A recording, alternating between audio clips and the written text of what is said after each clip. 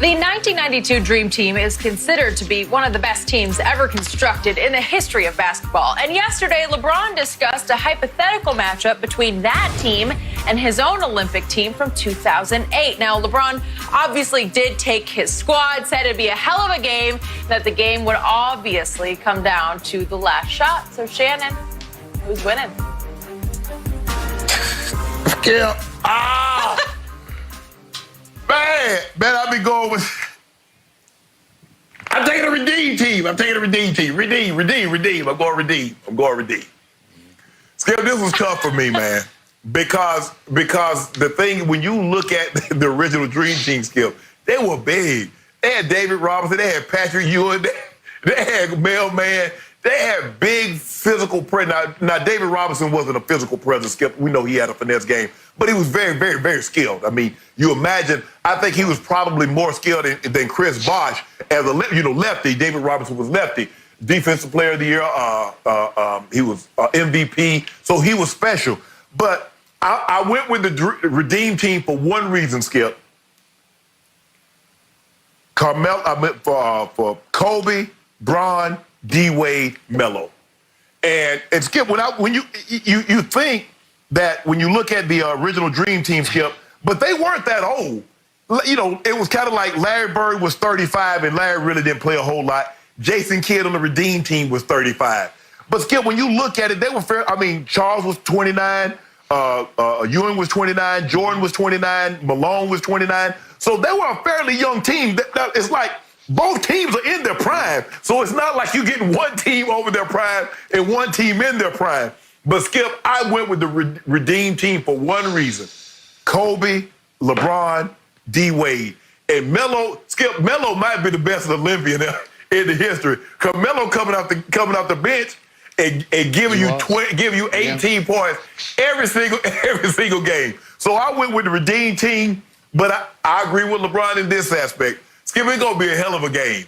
Because you know Kobe ain't backing down from MJ. MJ ain't backing down from nobody. And it's going to be a lot of trash talking. Magic going to get it hot. Carl, you better not let him do you like that. Don't you do that, Charles. You let that man post you up like that. Skip, I would have loved to have seen this, but I'm going to take the Redeem Team 110 to 109. And that's my story, and I'm sticking to it. This is one game, hypothetically, that I would pay Shannon Sharpe money to watch. And as we all know, I'm way down here in my humble abode, west side of L.A. in what's called the Flats. Shannon's still up there in his palatial estate up in Bel Air, coming to you live from his wine cellar with all of his, I can't see him. He's got all these jerseys, whatever. You can't see that? If I had Shannon's kind of money, I would pay it to watch this matchup. And yet, in the end, I'm going to take Dream over Redeem. I'm going to take 92 over 08. And I do agree with one thing LeBron said about the Dream Team, the 92 team. It had a bunch of grown-ass men on it.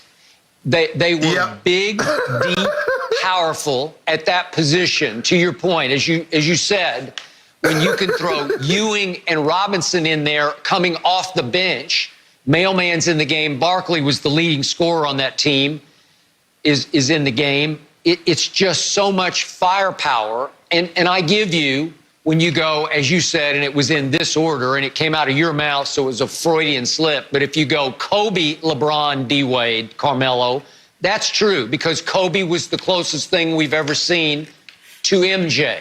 But in the end, there's one checkmate here. There's one player that I keep trying to tell you that you saw for 5 straight Sunday nights on The Last Dance. There's one player in the history of this game who was a combination tornado meets hurricane meets tsunami, force of nature, and it was a 29-year-old Michael Jeffrey Jordan. Checkmate. So in the end, if you want to do 110 to 109, I say Jordan hits the last shot over Kobe because Kobe would want to defend Michael Jordan. And it would be a great matchup. I give you that. But in the end, it's just that the 92 team is so deep that John Stockton could not get off the bench. All he did is set the all-time assist record that I think will never be broken, and the all-time steals record I think will never be broken. But remember, Michael Jordan in that Olympics averaged 5 steals a game. Scottie Pippen also played a good bit and averaged 3 steals a game. So just the fact that I would have Michael and Scottie defending on the perimeter, obviously defending Kobe. I don't know if LeBron would be there, or maybe it's Melo, maybe it's D. Wade. But if you have those two lockdown defenders, you've got a big advantage, because those two together, they were a force of nature. So in the end, on strength, depth, power, physicality, and Jordan, I'm going to go Dream Team.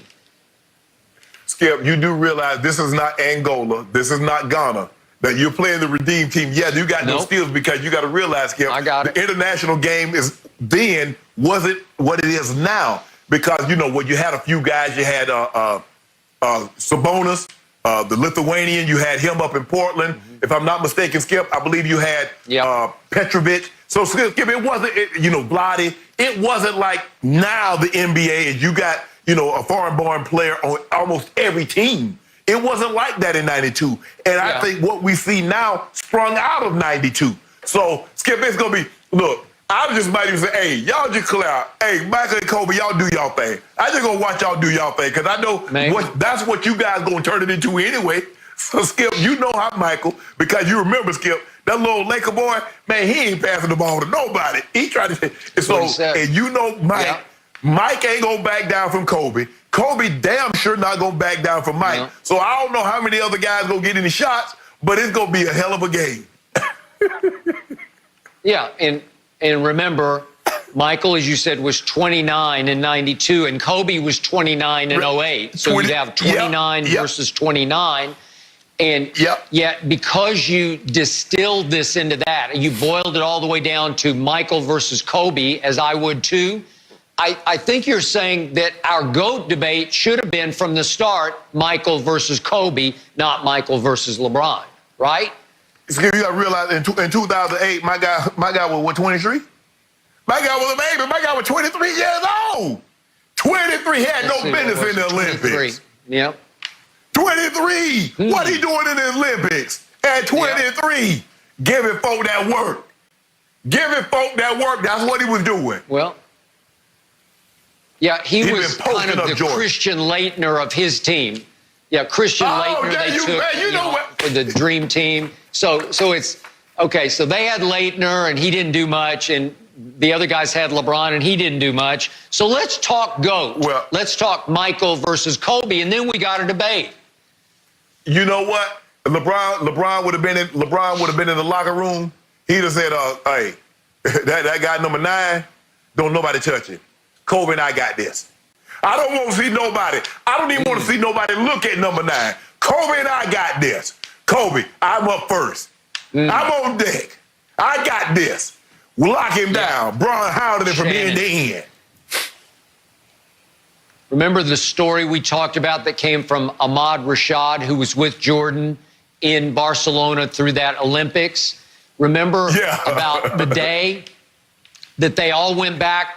I think it was Magic's hotel room, and it was Bird and Magic and Michael and Ewing, a couple other players. One thing led to another, and Bird and Magic started needling Jordan.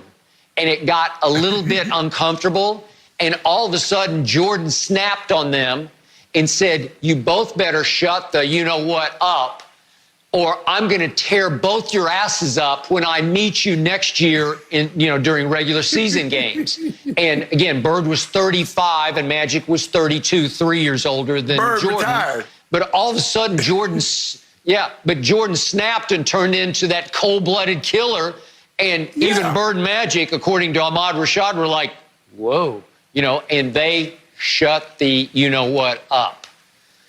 That's what you were up against. I said, all I'm saying is that my guys in the locker room for the Redeem Team, it would have said, hey, LeBron says, look here, Number 9. We don't worry about no name on the back. Number 9. Kobe and I got it. Kobe, I'm up first. Let's rock and roll. 6'9", 260. Bodied him. Big body. That's what we do. Hostile takeover. Good luck. Let's rock and roll. All right. There you have it. I've got another story for you guys about LeBron, and it's a little bit crazy, but was LeBron actually close to suiting up for Skip's Cowboys? Yeah, it's wild, but we got the details next.